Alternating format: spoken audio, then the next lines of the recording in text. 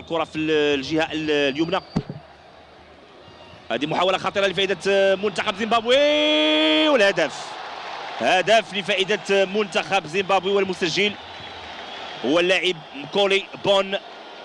مكولي بون اللي كان وراء الهجوم يمكن نقول الاول لمنتخب زيمبابوي، كيتمكن انه يسجل الهدف الاول لفائده منتخب زيمبابوي. تابعنا الراسيه ديال اشرف الزعار اللي ما تمكنش انه ياخذ الكره، ولو ان الخروج كان ياسين بونو، ولكن تمكن مكولي بون انه يسجل الهدف. ما كاينش هناك تسلل، طريقه جميله مروان الشماخ تمنى تقصرها باللاعبين ديال المنتخب الوطني المغربي.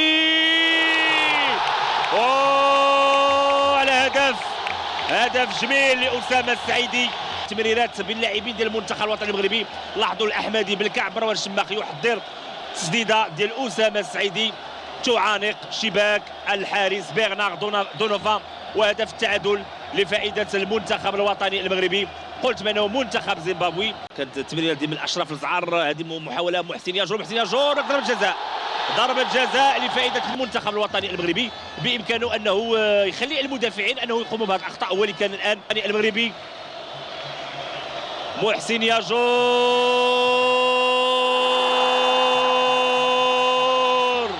والهدف الثاني لفائده المنتخب الوطني.